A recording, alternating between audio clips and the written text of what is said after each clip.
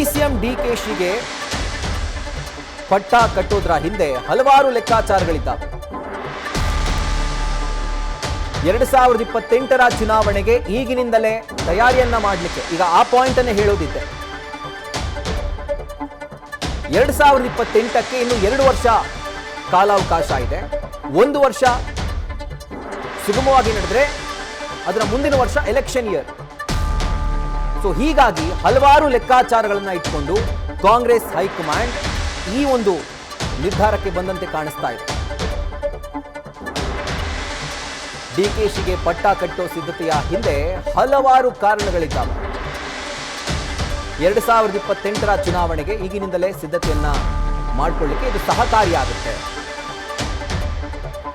ಈಗಲೇ ಅಧಿಕಾರ ಕೊಟ್ಬಿಟ್ರೆ ಡಿಸಿಎಂ ಡಿಕೆ ಶಿವಕುಮಾರ್ಗೆ ಡಬಲ್ ಹುಮ್ಮಸ್ಸು ಪಕ್ಕ. ಯಾಕಂದ್ರೆ ಮುಂದಿನ ಚುನಾವಣೆ ಅವರ ನೇತೃತ್ವದಲ್ಲೇ ಆಗುತ್ತಲ್ಲ. ಗೊಂದಲ ಪರಿಹಾರ ಮಾಡಲಿಕ್ಕೂ ಕೂಡ ಕಾಂಗ್ರೆಸ್ ಹೈಕಮಾಂಡ್ಗೆ 2 ವರ್ಷಗಳ ಕಾಲ ಟೈಮ್ ಸಿಗುತ್ತೆ. ಪಕ್ಷದ ಕಾರ್ಯಕರ್ತರನ್ನು ಆಕ್ಟಿವ್ ಆಗಿ ಸಂಘಟನೆ ಮಾಡಲಿಕ್ಕೆ ಟೈಮ್ ಸಿಕ್ಕಂತೆ ಆಗುತ್ತೆ. ಸೊ ಎಲ್ಲಾ ಲೆಕ್ಕಾಚಾರಗಳನ್ನ ಅಳೆದು ತೂಗಿ ಕಾಂಗ್ರೆಸ್ ಹೈಕಮಾಂಡ್ ಈ ಒಂದು ಗಟ್ಟಿ ನಿರ್ಧಾರಕ್ಕೆ ಬಂದಂತೆ ಕಾಣಿಸ್ತಾ ಇದೆ. ಸಿಎಂ ಸಿದ್ದರಾಮಯ್ಯ ಅವರು ಯಾವಾಗಲೂ ಅವರು ಅವಲಂಬಿತವಾಗಿದ್ದದ್ದು ರಾಹುಲ್ ಗಾಂಧಿ ಅವರ ಮೇಲೇನೆ. ಇವತ್ತೇನು ಸಭೆ ಆಯ್ತಲ್ಲ, ಲಂಚ್ ಬ್ರೇಕ್ಗೂ ಮುಂಚೆ ರಾಹುಲ್ ಗಾಂಧಿ ಅವರು ಚರ್ಚೆಯನ್ನ ಮಾಡಿದಂತಹ ಸಂದರ್ಭದಲ್ಲಿ ಸೋನಿಯಾ ಗಾಂಧಿ ಅವರ ನಿವಾಸಕ್ಕೆ ತೆರಳುತ್ತಾರೆ. ಸೊ ಎಲ್ಲೋ ಒಂದು ಕಡೆ ಇಡೀ ಮ್ಯಾಚ್ ಅಥವಾ ಇಡೀ ಸಿನಾರಿಯೋ ಅಲ್ಲಿ ಬದಲಾದಂತೆ ಕಾಣಿಸ್ತಾ ಇದೆ. ಬಹುಶಃ ಡಿಸಿಎಂ ಡಿಕೆ ಶಿವಕುಮಾರ್ ಅವರಿಗೆ ಸೋನಿಯಾ ಗಾಂಧಿ ಅವರ ಕೃಪಾ ಕಟಾಕ್ಷ ಖಂಡಿತವಾಗ್ಲೂ ಇದೆ. ಈಗ ಎಲ್ಲೋ ಒಂದು ಕಡೆ ಅದೇ ವರ್ಕೌಟ್ ಆಯ್ತಾ ಅನ್ನೋದು ಕೂಡ ಈಗ ಮ್ಯಾಟರ್ ಆಗ್ತಾ ಇದೆ. ಇದರ ಕುರಿತಾಗಿ ಡೀಟೇಲ್ಸ್ ಅನ್ನ ಕೊಡ್ತಾ ಹೋಗ್ತಾರೆ ನಮ್ಮ ಪ್ರತಿನಿಧಿ ವಿದ್ಯಶ್ರೀ. ಈಗ ಲೈವ್ ನಲ್ಲಿ ಜಾಯಿನ್ ಆಗ್ತಿದ್ದಾರೆ. ವಿದ್ಯಶ್ರೀ, ಈಗ ಎಲ್ಲೋ ಒಂದು ಕಡೆ ಸೋನಿಯಾ ಗಾಂಧಿ ಅವರ ಒಂದು ಮಾತೇನಿದೆ, ಕೊನೆಗೂ ರಾಹುಲ್ ಗಾಂಧಿ ಅವರ ಮಾತನ್ನ ಓವರ್ ಪವರ್ ಮಾಡದಂತೆ ಕಾಣಿಸ್ತಾ ಇದೆ. ಅದರ ಜೊತೆಗೆ ಡಿಸಿಎಂ ಡಿಕೆ ಶಿವಕುಮಾರ್ ಅವರ ಪರವಾಗಿ ಏನು ಒಂದು ಅಭಿಪ್ರಾಯವನ್ನ, ಅಂದ್ರೆ ಅವರ ಪರವಾಗಿ ಒಲವನ್ನ ಏನು ಹೊಂದಿದ್ರು ಸೋನಿಯಾ ಗಾಂಧಿ ಅವರು, ಎಲ್ಲ ಒಂದ್ ಕಡೆ ಅದೇ ಒಂದು ಮೇಜರ್ ಗೇಮ್ ಚೇಂಜರ್ ಅಂತ ಅನಿಸ್ತಾ ಇದೆಯಾ? ಗಮನಿಸಿದ್ರೆ ಜೊತೆಗೆ ಕಾಂಗ್ರೆಸ್ ಉನ್ನತ ಮೂಲಗಳಿಂದ ಅಥವಾ ಕಾಂಗ್ರೆಸ್ನ ಇನ್ಸೈಡ್ ಮಾಹಿತಿ, ಕಾಂಗ್ರೆಸ್ನ ಮುಖ್ಯಮಂತ್ರಿಗಳ ಆಪ್ತ ವಲಯ ಡಿಸಿಎಂ ಡಿಕೆ ಶಿವಕುಮಾರ್ ಅವರ ಸಂಪರ್ಕ ಕಡಿತವಾಗಿದೆ ಅಂತ ಭಾವಿಸ್ತೀನಿ. ಸೊ ಪ್ರಮುಖವಾದಂತಹ ಅಂಶಗಳನ್ನ ಗಣನೆಗೆ ತೆಗೆದುಕೊಂಡು ಹಲವಾರು ಲೆಕ್ಕಾಚಾರಗಳನ್ನ ಹಾಕಿ ಕಾಂಗ್ರೆಸ್ ಹೈಕಮಾಂಡ್ ಈ ನಿರ್ಧಾರಕ್ಕೆ ಬಂದಂತೆ ಕಾಣಿಸ್ತಾ ಇದೆ. ನಂಬರ್ 1, ಡಿಸಿಎಂ ಡಿಕೆ ಶಿವಕುಮಾರ್ ಅವರಿಗೆ ಪಟ್ಟ ಕಟ್ಟಿದ್ರೆ ಅವರ ಹುಮ್ಮಸ್ಸು ಡಬಲ್ ಆಗುತ್ತೆ. ಆ್ಯಂಡ್ 2 ವರ್ಷ ಕಾಲಾವಕಾಶ ಇರೋದ್ರಿಂದ ಒಂದು ಪೂರಕವಾದಂತಹ ವಾತಾವರಣ ಸೃಷ್ಟಿ ಮಾಡದಂತೆ ಆಗುತ್ತೆ ಕಾಂಗ್ರೆಸ್ ಪಕ್ಷಕ್ಕೆ ಅನ್ನುವಂಥ ನಿಟ್ಟಿನಲ್ಲಿ ಹೈಕಮಾಂಡ್ ಈ ಒಂದು ನಿರ್ಧಾರವನ್ನು ಕೈಗೊಂಡಂತೆ ಕಾಣಿಸ್ತಾ ಇದೆ. ರೈಟ್, ಮತ್ತೊಮ್ಮೆ ಡೀಟೇಲ್ಸ್ ಅನ್ನ ಕೊಡ್ಲಿಕ್ಕೆ ನಮ್ಮ ಪ್ರತಿನಿಧಿ ವಿದ್ಯಶ್ರೀ ಈಗ ಲೈವ್ ನಲ್ಲಿ ಜಾಯಿನ್ ಆಗ್ತಿದ್ದಾರೆ. ವಿದ್ಯಶ್ರೀ, ಈಗ ಎಲ್ಲೋ ಒಂದು ಕಡೆ ಸೋನಿಯಾ ಗಾಂಧಿ ಅವರ ಕೃಪಾ ಕಟಾಕ್ಷಾನೆ ಅಥವಾ ಡಿಕೆ ಶಿವಕುಮಾರ್ ಅವರ ಪರವಾಗಿ ಏನು ಒಲವನ್ನ ಹೊಂದಿದ್ರು ಅವರು, ಅದೇ ಎಲ್ಲ ಒಂದು ಕಡೆ ಗೇಮ್ ಚೇಂಜರ್ ಆಯ್ತಾ ಅಂತ ಕೊನೆ ಘಳಿಗೆಯಲ್ಲಿ? ಖಂಡಿತವಾಗ್ಲೂ ರಾಹುಲ್, ಸದ್ಯದ ಬೆಳವಣಿಗೆಗಳನ್ನ ಗಮನಿಸಿದ್ರೆ ಇವತ್ತು ಬೆಳಗ್ಗಿನಿಂದ ಆಗಿರುವಂತಹ ಸರಣಿ ಸಭೆ, ಆ ಸರಣಿ ಸಭೆಗಳ ಸಂದರ್ಭದಲ್ಲಿ ಯಾವಾಗ ರಾಹುಲ್ ಗಾಂಧಿಯವರು ಸಿದ್ದರಾಮಯ್ಯ ಅವರ ಜೊತೆ ಒಂದು ಸಲ ಕೆ.ಸಿ. ವೇಣುಗೋಪಾಲ್, ಮಲ್ಲಿಕಾರ್ಜುನ ಖರ್ಗೆ ಹಾಗೆ ರಾಹುಲ್ ಗಾಂಧಿ ಒಂದು ಸಭೆಯನ್ನ ಮಾಡ್ತಾರೆ. ಅದಾದ ಬಳಿಕ ಸಿದ್ದರಾಮಯ್ಯ ಅವರ ಜೊತೆಗೆ ಕ್ಲೋಸ್ ಡೋರ್ ಮೀಟಿಂಗ್ ಆಗುತ್ತೆ. ಆ ಕ್ಲೋಸ್ ಡೋರ್ ಮೀಟಿಂಗ್ ನ ಬಳಿಕ ಈ ಊಟದ ವಿರಾಮ, ಮಧ್ಯಾಹ್ನದ ಊಟದ ವಿರಾಮ ಸುಮಾರು 2 ಗಂಟೆಗಳ ಕಾಲ ರಾಹುಲ್ ಗಾಂಧಿ ಅವರು ಇಂದಿರಾ ಭವನದಲ್ಲಿ ಇರೋದಿಲ್ಲ. ಅವ್ರು ನೇರವಾಗಿ ಹೋಗೋದು ಸೋನಿಯಾ ಗಾಂಧಿಯವರ ನಿವಾಸಕ್ಕೆ. ಅಲ್ಲಿ ಊಟಕ್ಕೆ ಹೋದಂತಹ ಸಂದರ್ಭದಲ್ಲಿ ನ್ಯೂಸ್ ಫಸ್ಟ್ ವರದಿ ಮಾಡುವಂತಹ ಕೆಲಸ ಮಾಡಿತ್ತು. ಸೋನಿಯಾ ಗಾಂಧಿಯವರ ಸಲಹೆಯನ್ನ ಪಡ್ಕೊಂಡಿದ್ದಾರೆ ರಾಹುಲ್ ಗಾಂಧಿಯವರು ಈ ರಾಜ್ಯದ ನಾಯಕತ್ವ ಬಿಕ್ಕಟ್ಟಿಗೆ ಸಂಬಂಧಪಟ್ಟ ಹಾಗೆ ಅಂತ ಹೇಳಿ. ಯಾವಾಗ ಸೋನಿಯಾ ಗಾಂಧಿಯವರ ಎಂಟ್ರಿ ಈ ವಿಚಾರದಲ್ಲಿ ಆಯ್ತು, ಆರಂಭದಿಂದಾನು ಸೋನಿಯಾ ಗಾಂಧಿಯವರು ಈ ವಿಚಾರದಲ್ಲಿ ಎಂಟ್ರಿ ಆದ್ರೆ ನಿರ್ಧಾರಗಳು ಬದಲಾಗಬಹುದು, ಡಿಕೆ ಶಿವಕುಮಾರ್ ಅವರ ಫೇವರೇಬಲ್ ಆಗಿ ಡಿಸಿಷನ್ಗಳು ಬರಬಹುದು ಅನ್ನುವಂತಹ ಚರ್ಚೆ ಮೊದಲಿನಿಂದ ಆಯ್ತು. ಅದಕ್ಕೊಂದು ಪ್ರಮುಖವಾದಂತಹ ಕಾರಣ ಇದೆ. 2023 ಮೇ 18ನೇ ತಾರೀಕು ಸಿದ್ದರಾಮಯ್ಯ ಅವರನ್ನ ಮುಖ್ಯಮಂತ್ರಿಯನ್ನಾಗಿ ಆಯ್ಕೆ ಮಾಡಿದಂತಹ ದಿನ. ಅದಕ್ಕೂ ಹಿಂದೆ ನಡೆದಂತಹ ಸುಮಾರು 1 ವಾರಗಳ ಕಾಲ ಹೈಕಮಾಂಡ್ ಮಟ್ಟದಲ್ಲಿ ಹಗ್ಗ ಜಗ್ಗಾಟ ನಡೆದಿರುತ್ತೆ. ಸಿದ್ದರಾಮಯ್ಯ, ಡಿಕೆ ಶಿವಕುಮಾರ್ ದೆಹಲಿಯಲ್ಲೇ ವಾಸ್ತವ್ಯವನ್ನ ಹೂಡಿರ್ತಾರೆ. ಬೆಗಿ ಪಟ್ಟನ್ನ ಸಡಿಲಿಸುವುದಕ್ಕೆ ಡಿಸಿಎಂ ಡಿಕೆ ಶಿವಕುಮಾರ್ ಅವರು ಆ ಸಂದರ್ಭದಲ್ಲಿ ಸಿದ್ಧರಿರೋದಿಲ್ಲ. ಸಿಎಂ ಪಟ್ಟ ಬೇಕೇ ಬೇಕು ಅಂತ ಪಟ್ಟನ್ನ ಹಿಡಿದಿರ್ತಾರೆ. ಅದಕ್ಕೆ ಕಾರಣನೂ ಕೂಡ ಇತ್ತು. ಯಾಕಂದ್ರೆ ಕೆಪಿಸಿಸಿ ಅಧ್ಯಕ್ಷರಾಗಿದ್ದವರು ಡಿಕೆ ಶಿವಕುಮಾರ್ ಅವರು. ಕಾಂಗ್ರೆಸ್ನಲ್ಲಿದ್ದಂತಹ ಸಂಪ್ರದಾಯ ಏನು ಹೇಳಿ, ಯಾರು ಕೆಪಿಸಿಸಿ ಅಧ್ಯಕ್ಷರಾಗಿರ್ತಾರೋ ಅವರಿಗೆ ಮುಖ್ಯಮಂತ್ರಿ ಪಟ್ಟವನ್ನ ಕೊಡುವಂತಹ ಕೆಲಸ ಕಾಂಗ್ರೆಸ್ನ ಹೈಕಮಾಂಡ್ ಮಾಡ್ತಾ ಬರ್ತಾ ಇತ್ತು ಕರ್ನಾಟಕದ ವಿಚಾರದಲ್ಲಿ. ಆದ್ರೆ ಡಿಕೆ ಶಿವಕುಮಾರ್ ಅವರ ವಿಚಾರಕ್ಕೆ ಬಂದಾಗ ಹಾಗಾಗೋದಿಲ್ಲ. ಡಿಕೆ ಶಿವಕುಮಾರ್ ಅವರಿಗೆ ಸಿದ್ದರಾಮಯ್ಯ ಅವರು ಪ್ರಬಲ ಕಾಂಪಿಟೀಟರ್ ಆಗಿ ಕಾಣಿಸಿಕೊಳ್ತಾರೆ ಸಿಎಂ ಸ್ಥಾನಕ್ಕೆ. ಆ ಸಂದರ್ಭದಲ್ಲಿ ಉಭಯ ನಾಯಕರು ಬಿಗಿ ಪಟ್ಟನ್ನ ಹಿಡಿದಿದ್ದಂತಹ ಟೈಮ್ನಲ್ಲಿ ರಾಹುಲ್ ಗಾಂಧಿ ಅವರು ಜೊತೆಗೆ ಕೆ.ಸಿ. ವೇಣುಗೋಪಾಲ್ ಅವರು ಹಿರಿಯ ನಾಯಕರೆಲ್ಲ ಕೂತ್ಕೊಂಡು ಸಭೆ ಮಾಡ್ತಾರಲ್ಲ, ಆ ಸಭೆಯಲ್ಲೂ ಕೂಡ ಡಿಕೆ ಶಿವಕುಮಾರ್ ಅವರು ಪಟ್ಟನ್ನ ಸಡಿಲಿಸೋದಕ್ಕೆ ಸಿದ್ಧ ಇರೋದಿಲ್ಲ. ಆ ಸಂದರ್ಭದಲ್ಲಿ ಎಲ್ಲೋ ಹಿಮಾಚಲ ಪ್ರದೇಶದಲ್ಲಿ ಇದ್ದಂತಹ ಸೋನಿಯಾ ಗಾಂಧಿ ಅವರು ಫೇಸ್ ಟೈಮ್ ಮೂಲಕ ವರ್ಚುವಲ್ ಆಗಿ ಸಭೆಯಲ್ಲಿ ಭಾಗಿಯಾಗ್ತಾರೆ. ಸಭೆಯಲ್ಲಿ ಭಾಗಿಯಾಗಿ ಡಿಕೆ ಶಿವಕುಮಾರ್ ಅವರ ಮನವೊಲಿಕೆ ಮಾಡಿದ್ದು ಅವತ್ತು ಸೋನಿಯಾ ಗಾಂಧಿ ಅವರು. ಅದನ್ನ ನಾವಿಲ್ಲಿ ನೆನಪು ಮಾಡ್ಕೊಳ್ಬೇಕು. ಸೋನಿಯಾ ಗಾಂಧಿ ಅವರ ಮಾತಿಗೆ ಗೌರವವನ್ನ ಕೊಟ್ಟಂತಹ ಡಿಕೆ ಶಿವಕುಮಾರ್ ಅವರು ತಮ್ಮ ಬಿಗಿ ಪಟ್ಟನ್ನ ಸಡಿಲಿಸ್ತಾರೆ. ಡಿಸಿಎಂ ಹುದ್ದೆಯನ್ನ ಕಾಂಗ್ರೆಸ್ ಹೈಕಮಾಂಡ್ ಏನು ಆಫರ್ನ ಕೊಡುತ್ತೋ ಅದನ್ನ ಸ್ವೀಕರಿಸ್ತಾರೆ.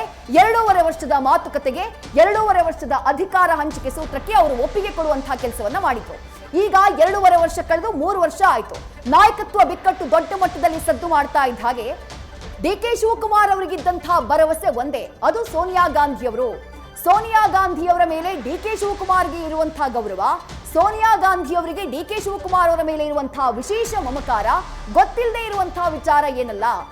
ಈ ಹಿಂದೆ ಡಿಕೆ ಶಿವಕುಮಾರ್ ಅವರು ತಿಹಾರ್ ಜೈಲಿನಲ್ಲಿ ಇದ್ದಂತಹ ಸಂದರ್ಭದಲ್ಲಿ ಅವ್ರ ಮೇಲೆ ಕೇಸ್ ಆಗಿದ್ದಾಗ 100ಕ್ಕೂ ಹೆಚ್ಚು ದಿನಗಳನ್ನ ತಿಹಾರ್ ಜೈಲಿನಲ್ಲಿ ಕಳೀತಾರೆ. ಆ ಸಂದರ್ಭದಲ್ಲಿ ಸೋನಿಯಾ ಗಾಂಧಿ ಅವರು ತಿಹಾರ್ ಜೈಲಿಗೆ ಹೋಗಿ ಡಿಕೆ ಶಿವಕುಮಾರ್ ಅವರನ್ನ ವಿಚಾರಿಸುವಂತಹ ಕೆಲಸವನ್ನ ಮಾಡಿದ್ರು. ಅಷ್ಟರ ಮಟ್ಟಿಗೆ ಡಿಕೆ ಶಿವಕುಮಾರ್ ಅವರ ಮೇಲೆ ಸೋನಿಯಾ ಗಾಂಧಿ ಅವರಿಗೆ ಮಮಕಾರ ಇತ್ತು. ಹಾಗಾಗಿ ಇವತ್ತು ಮಧ್ಯಾಹ್ನ ಯಾವಾಗ ಸೋನಿಯಾ ಗಾಂಧಿ ಅವರನ್ನ ಭೇಟಿಯಾಗುವುದಕ್ಕೆ ಅಂತ ಹೇಳಿ ಇಂದಿರಾ ಭವನವನ್ನ ಬಿಟ್ಟು ರಾಹುಲ್ ಗಾಂಧಿ ಹೋದ್ರು, ಆಗ್ಲೇ ಒಂದು ಸಣ್ಣ ಸುಳಿವು ಸಿಕ್ಕಿತ್ತು ರಾಹುಲ್.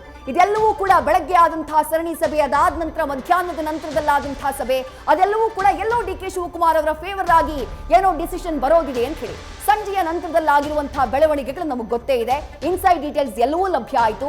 ಸಿದ್ದರಾಮಯ್ಯ ಅವರ ಮನವೊಲಿಕೆಯ ಪ್ರಯತ್ನಗಳು ಎಲ್ಲವೂ ಕೂಡ ನಡೆಯಿತು. ಈಗ ಫೈನಲ್ ಆಗಿ ಸಿಗ್ತಾ ಇರುವಂತಹ ಮಾಹಿತಿ ಏನು ಅಂದ್ರೆ, ಗುರುವಾರ ಸಿದ್ದರಾಮಯ್ಯ ಅವರು ತಮ್ಮ ಮುಖ್ಯಮಂತ್ರಿ ಸ್ಥಾನಕ್ಕೆ ರಾಜೀನಾಮೆಯನ್ನ ನೀಡ್ತಾರೆ ಅನ್ನೋದು ಲಭ್ಯವಿರುವಂತಹ ಮಾಹಿತಿ. ಗುರುವಾರ ಬೆಳಗ್ಗೆ ಸಚಿವರ ಬ್ರೇಕ್ಫಾಸ್ಟ್ ಮೀಟಿಂಗ್ ಆಗುತ್ತೆ ಸಿದ್ದರಾಮಯ್ಯ ಅವರ ನೇತೃತ್ವದಲ್ಲಿ. ಅದಾದಂತಹ ನಂತರದಲ್ಲಿ ಸಂಜೆಯ ಸುಮಾರಿಗೆ ಸಿದ್ದರಾಮಯ್ಯ ಅವರು ಮುಖ್ಯಮಂತ್ರಿ ಸ್ಥಾನಕ್ಕೆ ರಾಜೀನಾಮೆಯನ್ನ ಕೊಡಬಹುದು ಅನ್ನುವಂಥದ್ದು ನ್ಯೂಸ್ ಫಸ್ಟ್ಗೆ ಲಭ್ಯ ಆಗ್ತಾ ಇರುವಂತಹ ಮಾಹಿತಿ. ಈಗ ಡಿಕೆ ಶಿವಕುಮಾರ್ ಅವರನ್ನ ಇನ್ನು ಉಳಿದಿರೋದು 2 ವರ್ಷ. ಯಾವ ಕಾರಣಕ್ಕಾಗಿ ಹಾಗಾದ್ರೆ ಹೈಕಮಾಂಡ್ ನಾಯಕರು ಮುಖ್ಯಮಂತ್ರಿ ಸ್ಥಾನವನ್ನ ಕೊಡೋದಕ್ಕೆ ಒಪ್ಕೊಂಡಿರಬಹುದು? ಈ ಪ್ರಶ್ನೆಗೆ ಒಂದಿಷ್ಟು ಉತ್ತರಗಳನ್ನ ನಾವು ಕಲೆ ಹಾಕುವಂತಹ ಟೈಮ್ನಲ್ಲಿ ಕಾಣಿಸುವಂಥದ್ದು 2-3 ಪ್ರಮುಖವಾದಂತಹ ಕಾರಣಗಳು ರಾಹುಲ್. ಅದರಲ್ಲಿ ಮೊದಲನೇದಾಗಿ, ಇನ್ನು 2 ವರ್ಷ ಕಳೆದ್ರೆ ವಿಧಾನಸಭಾ ಚುನಾವಣೆ ಬರ್ತಾ ಇದೆ. 2028ರ ವಿಧಾನಸಭಾ ಚುನಾವಣೆ. ಸಿದ್ದರಾಮಯ್ಯ ಅವರು 2013ರ ಚುನಾವಣೆಗೆ ಸ್ಪರ್ಧೆ ಮಾಡಿದಂತಹ ಟೈಮ್ನಲ್ಲಿ ಅವರು ಒಂದು ಉಲ್ಲೇಖವನ್ನ ಮಾಡ್ತಾರೆ, ಮುಂದಿನ ಚುನಾವಣೆಗೆ ನಾನು ಸ್ಪರ್ಧೆ ಮಾಡೋದಿಲ್ಲ ಅನ್ನುವಂಥ ಮಾತನ್ನ 2018ರ ಚುನಾವಣೆ 2018ರ ಚುನಾವಣೆಯ ಸಂದರ್ಭದಲ್ಲಿ ಅವರು ಹೇಳಿರ್ತಾರೆ, ಇದೇ ನನ್ನ ಕೊನೆಯ ಚುನಾವಣೆ ಅಂತ ಹೇಳಿ. ಆದ್ರೆ ಅದಾದ ನಂತರದಲ್ಲಿ 2023ರಲ್ಲಿ ಸ್ಪರ್ಧೆ ಮಾಡ್ತಾರೆ. ಅದಾದ ಬಳಿಕವೂ ಆನ್ ರೆಕಾರ್ಡ್ ಅವರು ಸ್ಟೇಟ್ಮೆಂಟ್ ಅನ್ನ ಕೊಟ್ಟಿದ್ದಾರೆ, ನಾನು ಚುನಾವಣಾ ರಾಜಕಾರಣದಿಂದ ನಿವೃತ್ತಿಯನ್ನ ಹೊಂತೀನಿ, ಮುಂದಿನ ಚುನಾವಣೆಗೆ ನಾನು ಸ್ಪರ್ಧೆ ಮಾಡೋದಿಲ್ಲ ಅಂತ ಹೇಳಿ. ಈಗ ಸಿದ್ದರಾಮಯ್ಯ ಅವರು ಮಾಸ್ ಲೀಡರ್, ಅವರ ನಾಯಕತ್ವದಲ್ಲಿ ಸರ್ಕಾರ ನಡೀತಾ ಇದೆ. ಸಿದ್ದರಾಮಯ್ಯ ಅವರು ಮುಂದಿನ ಚುನಾವಣೆಯಲ್ಲಿ ಸ್ಪರ್ಧೆ ಮಾಡಿಲ್ಲ ಅಂತಂದ್ರೆ ಮುಂದೆ ನಾಯಕತ್ವ ಯಾರದ್ದು? ಪಕ್ಷವನ್ನ ಸಂಘಟನೆ ಮಾಡಬೇಕು. ಜೊತೆಗೆ ನಾಯಕತ್ವ ಬದಲಾವಣೆ ಆದಂತಹ ಸಂದರ್ಭದಲ್ಲಿ ಎದ್ದೇಳುವಂತಹ ಗೊಂದಲ ಇದೆಯಲ್ಲ, ಆ ಗೊಂದಲವನ್ನ ಬಗೆಹರಿಸಬೇಕು. ಅದಕ್ಕೊಂದು ಸುದೀರ್ಘವಾದಂತಹ ಸಮಯ ಬೇಕಾಗುತ್ತೆ. ಇನ್ನೇನು ಎಂಡ್ ಮೂಮೆಂಟ್ ಅಲ್ಲಿ ಡಿಸಿಷನ್ ನ ಚೇಂಜ್ ಮಾಡಿದ್ರೆ ಅಥವಾ ಎಂಡ್ ಮೂಮೆಂಟ್ ಅಲ್ಲಿ ನಾಯಕತ್ವವನ್ನ ಬದಲಾವಣೆ ಮಾಡಿದ್ರೆ, ನೋಡಿ ಈ ಹಿಂದೆನೆ ಸತೀಶ್ ಜಾರಕಿಹೊಳಿ ಅವರು, ಡಾಕ್ಟರ್ ಜಿ ಪರಮೇಶ್ವರ್ ಅವರು ಆಲ್ರೆಡಿ ಸಿಎಂ ಸ್ಥಾನಕ್ಕೆ ಸಂಬಂಧಪಟ್ಟ ಹಾಗೆ ತಮ್ಮ ಆಕಾಂಕ್ಷೆ ಏನಿದೆ ಅದನ್ನ ವ್ಯಕ್ತಪಡಿಸುವಂತಹ ಕೆಲಸವನ್ನ ಮಾಡಿದ್ದಾರೆ. ಅದರಲ್ಲೂ ಸತೀಶ್ ಜಾರಕಿಹೊಳಿ ಅವರು ಹೇಳಿದ್ರು 2028ಕ್ಕೆ ನಾನು ಕಂಟೆಂಡರ್ ಆಗಿದ್ದೀನಿ ಮುಖ್ಯಮಂತ್ರಿ ಸ್ಥಾನಕ್ಕೆ ಅನ್ನುವಂಥ ಮಾತನ್ನ ಹೇಳಿದ್ರು. ಹಾಗಾಗಿ ಮತ್ತೆ ಗೊಂದಲಗಳು ಕ್ರಿಯೇಟ್ ಆಗಬಾರದು ಅನ್ನೋದು ಹೈಕಮಾಂಡ್ ಲೆಕ್ಕಾಚಾರ ಆಗಿರಬಹುದು. ಆ ಕಾರಣಕ್ಕಾಗಿ 2 ವರ್ಷಕ್ಕೂ ಮುಂಚೆನೆ ಮುಂಬರುವಂತಹ ವಿಧಾನಸಭಾ ಚುನಾವಣೆಗೆ ಸ್ಟೇಜ್ ಅನ್ನ ಸೆಟ್ ಮಾಡಲಾಗ್ತಾ ಇದೆ. ಡಿ.ಕೆ. ಶಿವಕುಮಾರ್ ಅವರು ಅವರ ಪಕ್ಷ ಸಂಘಟನೆಯ ಸಾಮರ್ಥ್ಯ ಇದೆಯಲ್ಲ ರಾಹುಲ್, ಅದನ್ನ ಕಾಂಗ್ರೆಸ್ನಲ್ಲಿ ಯಾರೂ ಕೂಡ ಪ್ರಶ್ನೆ ಮಾಡೋದಿಲ್ಲ. ಯಾಕಂದ್ರೆ ಅಂತಹ ಸಾಮರ್ಥ್ಯ, ಗ್ರೌಂಡ್ ಲೆವೆಲ್ ನಲ್ಲಿ ವರ್ಕ್ ಮಾಡುವಂತಹ ಸಾಮರ್ಥ್ಯ, ರಾತ್ರಿ ಹಗಲು ಕೆಲಸ ಮಾಡುವಂತಹ ಸಾಮರ್ಥ್ಯ ಡಿ.ಕೆ. ಶಿವಕುಮಾರ್ ಅವರಿಗಿದೆ. ಆ ಎನರ್ಜಿ ಡಿ.ಕೆ. ಶಿವಕುಮಾರ್ ಅವರಿಗಿದೆ. ಕಾರ್ಯಕರ್ತರ ವಲಯದಲ್ಲಿ ಡಿ.ಕೆ. ಶಿವಕುಮಾರ್ ಅವರ ಪರವಾಗಿ ಒಲವಿರುವಂತದ್ದನ್ನ ತಳ್ಳಿ ಹಾಕೋದಕ್ಕೆ ಸಾಧ್ಯ ಇಲ್ಲ. ಹಾಗಾಗಿ ಡಿ.ಕೆ. ಶಿವಕುಮಾರ್ ಅವರಿಗೆ ಈಗಲೇ ಮುಖ್ಯಮಂತ್ರಿ ಆಗುವಂತಹ ಅವಕಾಶವನ್ನ ಕೊಟ್ರೆ ಡಬಲ್ ಉತ್ಸಾಹದಲ್ಲಿ ಡಿ.ಕೆ. ಶಿವಕುಮಾರ್ ಅವರು ಕೆಲಸ ಮಾಡ್ತಾರೆ. ಈ ಸತ್ಯ ಕಾಂಗ್ರೆಸ್ ಹೈಕಮಾಂಡ್ಗೂ ಕೂಡ ಗೊತ್ತು. ಹೀಗಾಗಿ ಈ ಎಲ್ಲ ಕಾರಣಗಳಿಂದಾಗಿ ಒಂದು ಕಡೆ ಸಿದ್ದರಾಮಯ್ಯ ಅವರ ಚುನಾವಣಾ ರಾಜಕೀಯದಿಂದ ನಿವೃತ್ತಿ, ಅದಾದಂತಹ ನಂತರದಲ್ಲಿ ಮುಂದಿನ ನಾಯಕತ್ವದ ಒಂದು ವ್ಯಾಕ್ಯೂಮ್ ಏನ್ ಕ್ರಿಯೇಟ್ ಆಗುತ್ತೆ, ಅದಾದ ಬಳಿಕ ಮುಂದೆ ಇರುವಂತಹ ಪಕ್ಷ ಸಂಘಟನೆಯ ಚಾಲೆಂಜ್, ಗ್ಯಾರಂಟಿಗಳ ಬಗ್ಗೆ ಜನರಿಗೆ ತಿಳಿಸುವಂತಹ ಚಾಲೆಂಜ್, ಇದೆಲ್ಲದಕ್ಕೂ ಒಂದು ಸೂಕ್ತವಾದ ವ್ಯಕ್ತಿ, ಒಬ್ಬ ಪ್ರಬಲ ನಾಯಕನಾಗಿ ಡಿ.ಕೆ. ಶಿವಕುಮಾರ್ ಅವರು ಹೈಕಮಾಂಡ್ ಕಣ್ಣಿಗೆ ಕಾಣಿಸಿಕೊಂಡಿರಬಹುದು.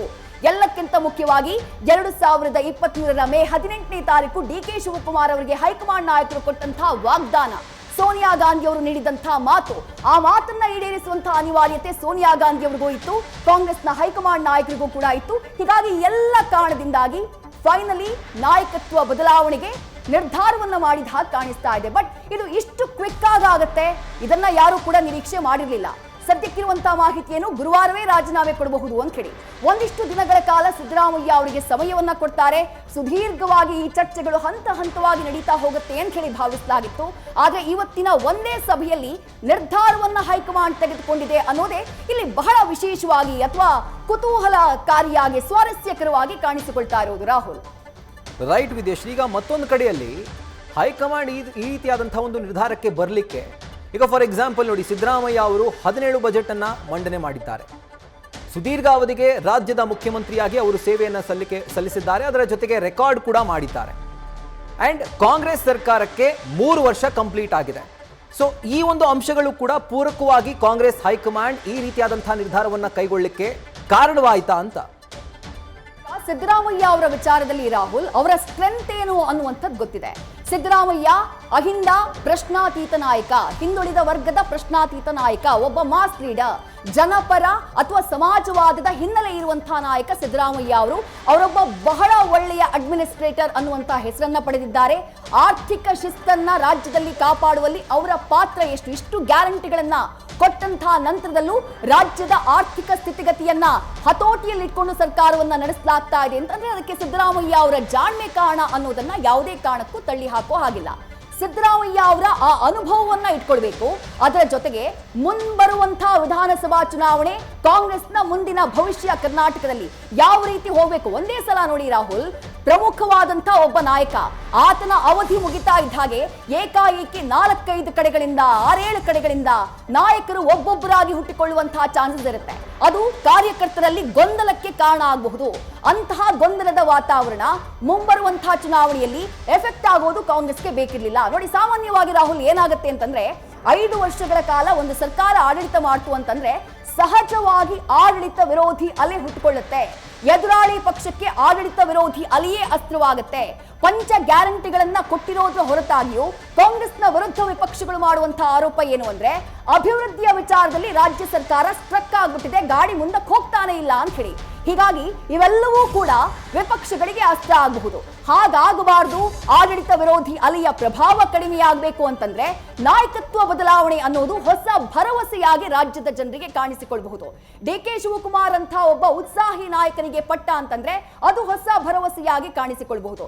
ಜೊತೆಗೆ 2 ವರ್ಷಗಳ ಸುದೀರ್ಘ ಸಮಯ ಇರೋದ್ರಿಂದ ತಮ್ಮ ಪರವಾಗಿ ಅಲೆಯನ್ನ ಸೃಷ್ಟಿ ಮಾಡೋದಕ್ಕೆ, ಜೊತೆಗೆ ಕಾಂಗ್ರೆಸ್ ಸರ್ಕಾರದ ಪರವಾಗಿ ಕೊಟ್ಟಿರುವಂತಹ ಗ್ಯಾರಂಟಿಗಳನ್ನ ಜನರ ಮನಸ್ಸಿಗೆ ಮುಟ್ಟಿಸಿ ಅದನ್ನ ಮತವಾಗಿ ಕನ್ವರ್ಟ್ ಮಾಡ್ಕೊಳ್ಳೋದಕ್ಕೆ, ಸ್ಟ್ರಾಟಜಿಗಳನ್ನ ಮಾಡೋದಕ್ಕೆ ಖುದ್ದು ಡಿ.ಕೆ. ಶಿವಕುಮಾರ್ ಅವರಿಗೆ ಸಮಯ ಸಿಗುತ್ತೆ. ಜೊತೆಗೆ ಸಿದ್ದರಾಮಯ್ಯ ಬಣದಲ್ಲಿ ಗುರುತಿಸಿಕೊಂಡಿರುವಂತಹ ಬಹಳ ದೊಡ್ಡ ನಾಯಕರು, ಶಾಸಕರ ಗುಂಪಿದೆಯಲ್ಲ ರಾಹುಲ್, ಅವರ ಮನವೊಲಿಕೆಗೂ ಕೂಡ ಡಿ.ಕೆ. ಶಿವಕುಮಾರ್ ಅವರಿಗೆ ಕಾಲಾವಕಾಶ ಸಿಗುತ್ತೆ.